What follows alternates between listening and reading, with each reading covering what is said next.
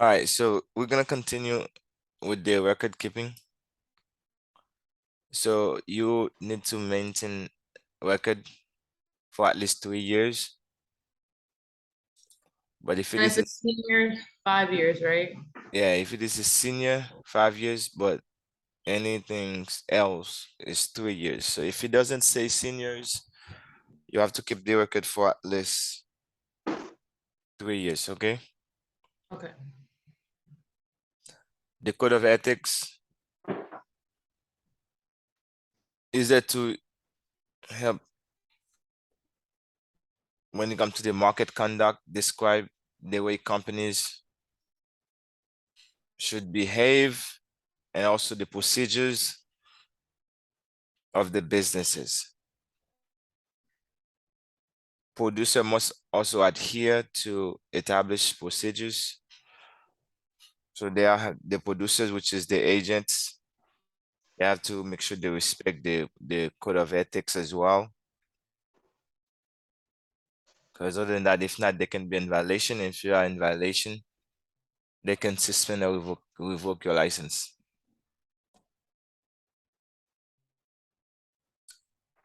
Why the scope? Why they doing all of this? Because the business of insurance it's a public trust. So they want to make sure the company that they have some obligation so they don't violate the public or they don't do whatever they want to do. Mhm. So is that for the best interest of the insuring public? So that's the reason they have to come with those rules to make sure they don't hurt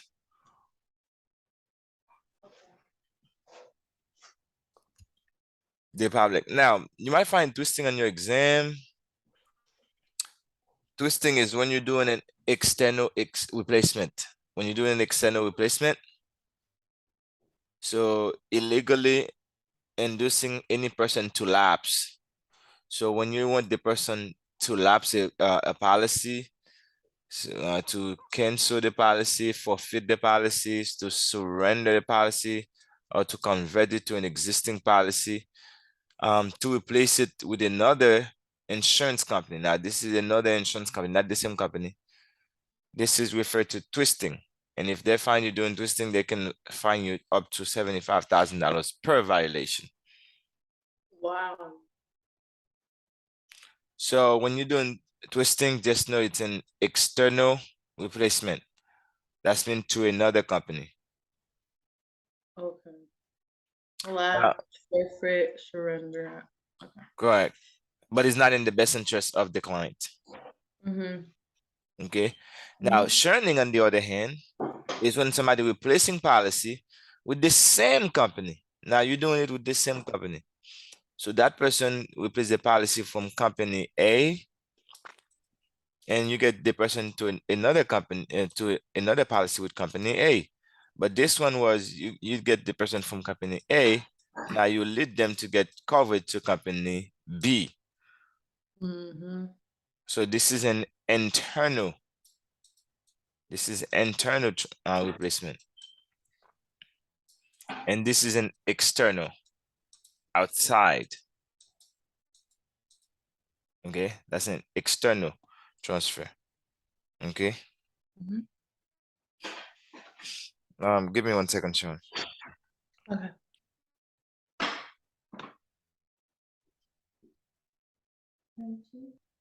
Hmm. I put a lot.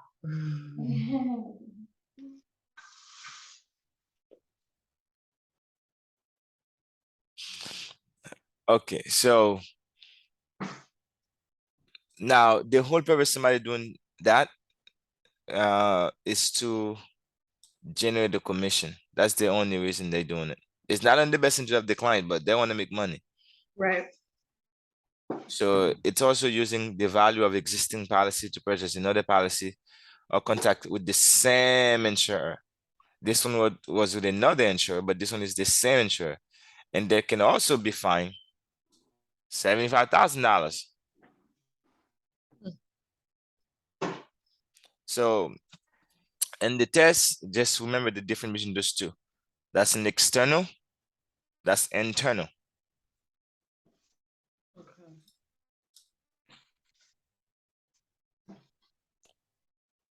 Also, you can find this in your exam.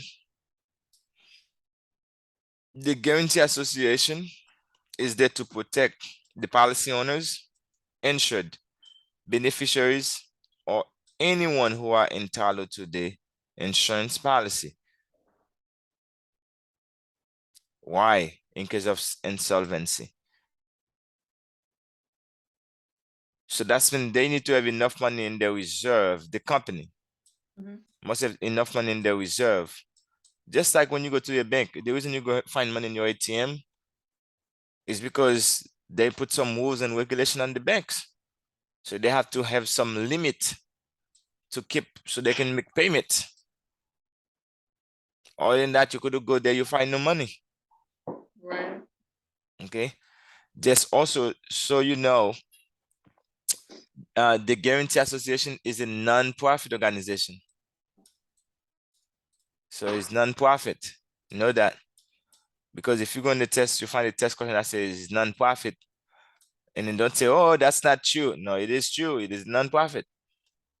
I know when I say it's non-profit, I say, well, how do they make money? They make money by the insurance company, by the insurers. So in order for you to come to business in that state, you're gonna have to become a member of the Guarantee Association. So the association funded by who? By its members. To what? To assessment.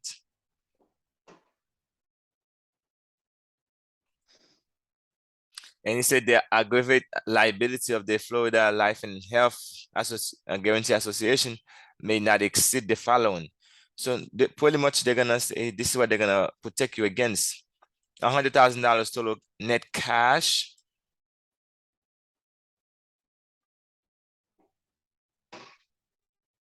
and cash withdrawal value for insurance, and 250 net cash surrender for deferred annuity. So if it is a deferred annuity, 250. If it is just cash, they're gonna protect you for 100,000. So meaning that for all the benefits, including cash value, in respect to any life insurance, so the max they're gonna protect you is 300,000. So you need to know the max 300,000. But if it is just the net cash, 100,000. If it is just an annuity, 250. And you cannot use this name in anything. So even though you become a member, you cannot say, oh, listen, I am ABC company. Just become a member by the Guarantee Association. So you see, all my insurance is good. So come do business with me. That's illegal. You cannot mention this in any advertising. It's illegal to do. It's forbidden. Forbidden mean it's illegal. Don't do it. Because you're not gonna tell the people, hey, I'm the best. Come do business with me because I guarantee I'm gonna pay the death claim. Right. See? So you can't do that. This is some marketing unfair trade practice. Okay. So misrepresentation is an untrue, deceptive, misleading statement or information regarding to the terms of the insurance contract or the insurance companies or the insurance agent, including their financial standing. That's a misrepresentation. Sometimes if you omission of material fact, innocent misrepresentation of material fact is a ground to void the contract. I know you might say it's innocent. I didn't know, fully understand what I was saying, but get the find out, man, who cares? They're still gonna void the contract. Untrue is untrue. Deceptive, deceptive. Misleading is misleading. So misrepresentation, material make it voidable. Remember, there is also what we call, if they don't have the miss in front of it, it's called representation. Is a true statement.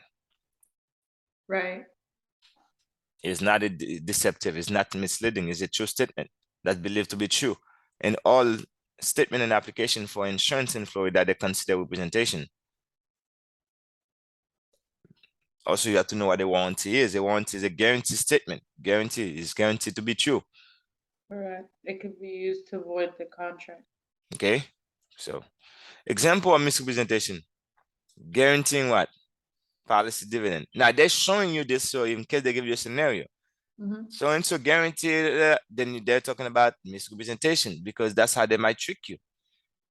So because of that, if they guarantee that, that's not twisting. It's just misrepresentation. Using inaccurate numbers in the chart, that's misrepresentation. False information about provision, that's misrepresentation. Or the contract terms, misrepresentation. Or they're using term to vanishing premium or implying flexible premium. All this considered misrepresentation. Or policies will fund themselves after the initial premium is paid. That's misrepresentation. There's no such thing. So if they're giving you some of those things, know that that's misrepresentation. Question? Nope. False advertising. False advertising, of course. Now, they don't, and advertising is something you can display. You can display while you're passing there. It can be into a video, audio, radio. So that's a communication. Any communication that you broadcast that is untrue, deceptive, misleading. Now, false advertising, you can see, but that was the same thing it's that saying on the misrepresentation.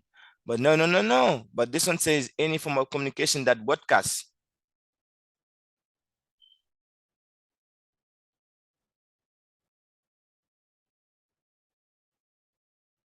Okay. False advertising usually includes misrepresenting the key facts information about the insurance company. Now, when you talk about that circulating, if they circulate information, that's when you see they're passing it this person. But when you're doing misrepresentation, I might just sitting with that one person right there, I do it. But in a false advertising, this is where in advertising is where more than one person gonna see it. Now you're circulating it around. You do a flyer that with false information. Not only when you see with the person you're lying, you're misleading them, but now you put it into the news, you put in a video. You got it, Sharon? Yes. Okay. Sorry, I'm eating. All right. Me too, I want to eat too. Rebating. Okay. If you buy this policy from me, Sharon, I'm gonna take you to the Miami basketball game. That's rebating.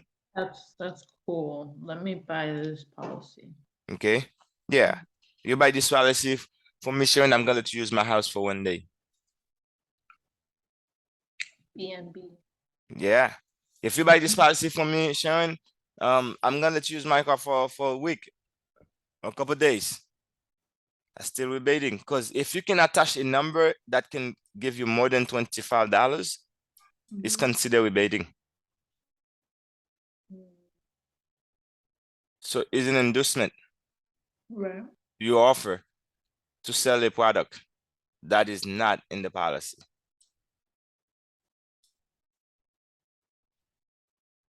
Both offer. If you offer it is illegal, the person who accepts it, it's also commit an illegal act. It's just like I said, the tipper and the That's TP. crazy. So the person accepting it, if they don't know what rebating is, they could get in trouble for it too. Yeah, that's what it says. So in Florida, rebates must be reflected on schedule, cannot be what? Unfair discrimination. So you see, it's not illegal in Florida. As long as it's communicated all across to the same group of people, no discrimination, and you have to keep those things for at least 5 years. You have to maintain those records for 5 years. That's another 5 years. So the senior, you have to maintain for 5 years. But if you're doing rebating, that's something specific. Senior is specific. But general thing is, man, like the premium we sit. Anything, if they don't mention, like, little details. You know that rebating, if you're doing that, you have to maintain those records for at least 5 years. This can save you on the exam. Just be careful when you're reading that in the test. Right, Okay? so in Florida, if they catch you rebating, they keep it on the record for 5 years. No. If the company say, because the company can decide that they're gonna do rebating this month. As Okay. long as they have everything in writing and they put all the criteria, this is how you can participate on the rebate. And if it doesn't have to be in favor of the people who buying the policy, it's probably only good for the company.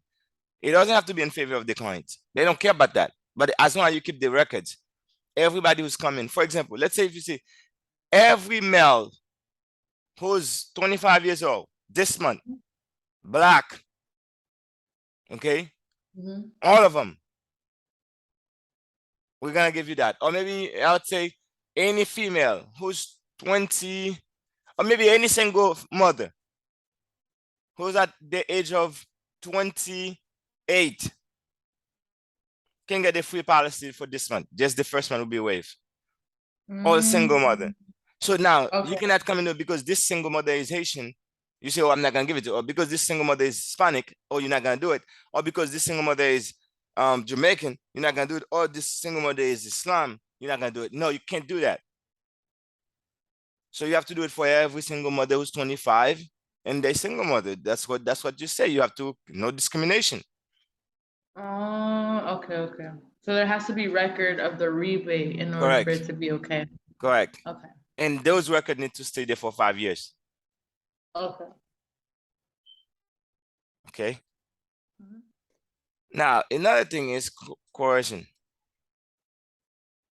Coercion is the way where people, the agent is you impose will on another. That's when you try to intimidate the person to do something. Try to make Right. them scared. You scared the crap out of them. Hey, when you go sell the policy, you bring you a casket, Sharon. And if the client don't wanna, when you sit with the client, you have the casket closer to you, very close to you. Maybe the casket goes inside your bag, the small casket. And the client refused. They say, oh no, I'm not interested in policy. And now you take the casket, you put it on the table. When you put the casket on the table, the client still don't want to buy the policy. Are you sure you don't buy the policy? And you move the casket closer to the client. You sure? You don't say nothing about the casket. But now the client see the casket. What you telling them? You're trying to intimidate or pressure them into buying it. Yeah, because if you don't buy it, that's where you're gonna go. And then now, you still refuse. No, I'm not being embarrassing. You say, Mr. Khan, now you hold the casket. You're talking to him. I wish you could see me. Hey, are you sure you don't want to buy this policy? Huh? Why? Do you see this? Do you see this thing in my hand? So you try to intimidate them. Also, the way they can do it, you go to a bank, you're applying for a loan, and they say, if you don't buy this policy, okay, we're not gonna qualify you. What? I come here for what? A loan. Yeah. What a loan have to do with insurance? Nothing. Now you've pressured me. If I don't buy your policy, I won't get the loan. That's it. That's to intimidate you. So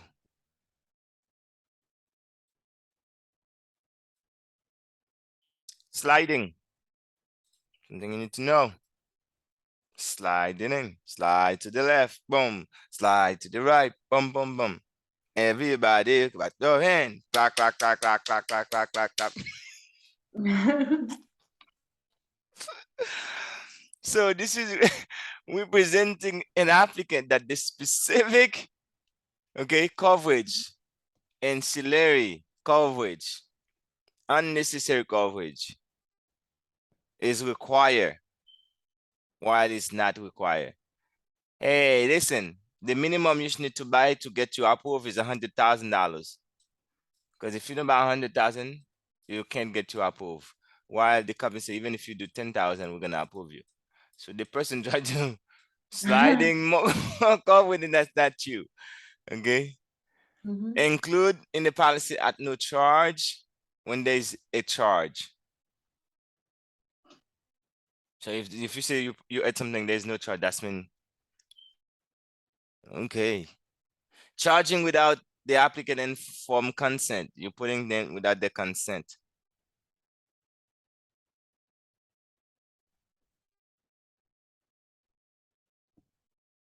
So don't come to sliding with aiding. It's just adding in coercion. Coercion is intimidation, make the person too scared to buy.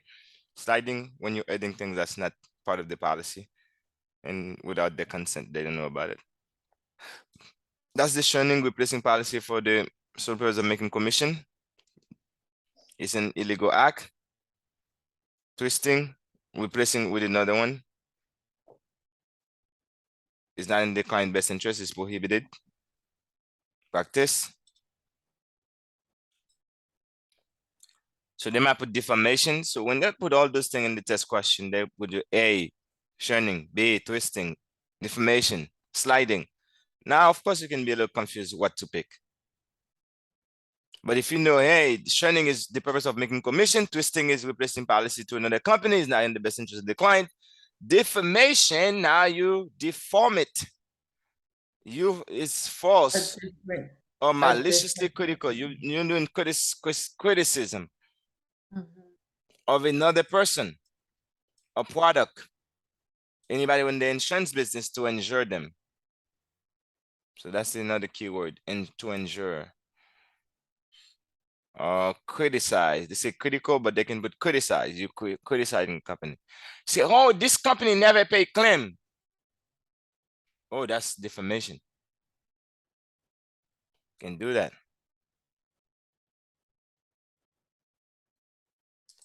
No discrimination. Other course.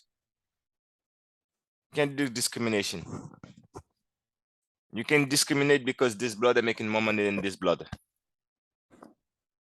You can discriminate because this person is Hispanic or they black or they're white, they're Caucasian, of their religion, their origin, because they're gay or because they're lesbian. You can't discriminate any of that. This will protect everybody. Okay, Sharon? Mhm. You got it? Yes. So if you see they say twisting is legal, no. Shunning is legal, no. Unfair discrimination is legal, no. Malicious critical statement is legal, no, they're not. Okay? Mhm. Unfair claim settlement. Any form of misrepresentation, pertinent facts. Agent and insurer must acknowledge the claim promptly. So they cannot take no more than 30 days to acknowledge it. More than 30 days, that's messed up. So they have to into a timely manner. They cannot delay the benefits.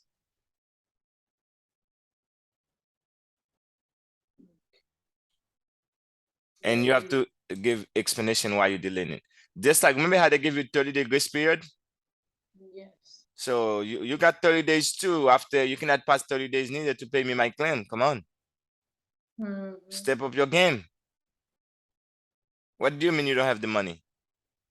What did you do? When I was paying you, I didn't care about that. I thought you're paying you so you can give me my money. Now the person died, give us the money. Right.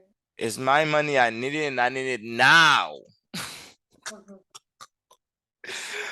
Question, Sharon, you good? No, I'm good. Concealment. Now, this is a little bit of different. When you do concealment, it's an intentional withholding information. If they discover them, you can void the contract. So concealment, that's another word. You withhold information. So if they say withholding information is an example of concealment.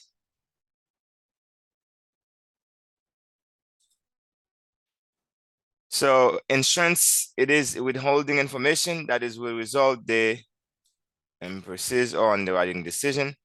So concealment can void the policy. I already mentioned that.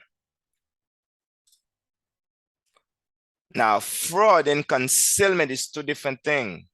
A little bit, they have a slight different because fraud, the person know they're intentionally doing it, is a complete lie, and they do it anyway to ensure or this. Fraud is the person know they're lying. So fraud is a complete, there is no guessing here. You know what you are doing, you're doing it anyway. Knowing, making false or fraudulent application for any license violation.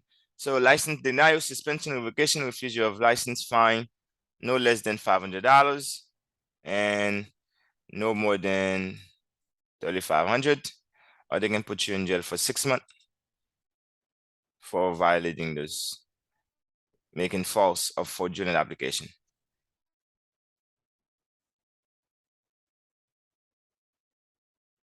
Also, they can charge you, if you make money of a sale, they can also charge you the amount of the commission also.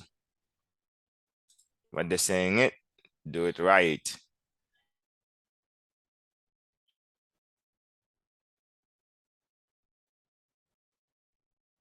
If you fail to answer a subpoena or order by the chief financial officer, they can charge you a fine for $1,000.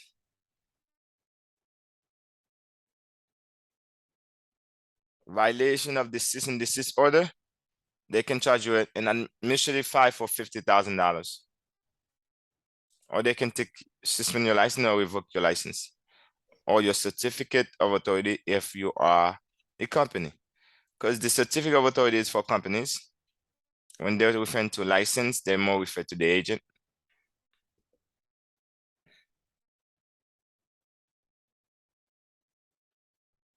Adding and abetting unauthorized insurer convicted of a third-degree felony, and also you're liable for all the unclaims, unpaid claims, so you're liable for that. Also, suspension and revocation of all insurance licenses. That's in case you're selling for unauthorized company. So they're saying don't do it. Acting out an insurer without a license, you're committed of a third-degree felony, and you're also liable for unpaid claim, because think of it, because those kind of could be in the tested. I can see why they can put something like this in there, because they might say who's responsible for if you're selling a company for unauthorized company, which of the following is true. So a liability of unpaid claim is part of it. Committed of a felony is true. They can suspend your license and they can revoke that. So they can say all of the following are true except, but they can say which of the following is true and pick one of those things here. So. Twisting and churning, first-degree misdemeanor, they can fine you $5,000 each for non-willful violation. So that's mean you didn't know that's what you were doing, but aggregate fine is $50,000 for non-willful violation, and the administrative fine of $75,000 each willful violation. So if you know what you're doing, 75,000 maximum. And for all of them, depending on how many times you do that, they can charge you $250,000. So they can keep you booked for doing illegal stuff. Foreign signature on an application policy related to documents is a third-degree felony. Again, the same rules apply, all the same numbers. Really. It's just telling this thing telling you, hey, what you should not be doing. If you keep doing that, there's a third-degree felony, and if your stuff is misdemeanor. Abstract thing, a Department of Financial Services or in Office of Insurance Regulation investigation is a misdemeanor if you abstract against that. Okay? Okay. So let's do a quiz right quick. Okay. With me here. Let's go ahead.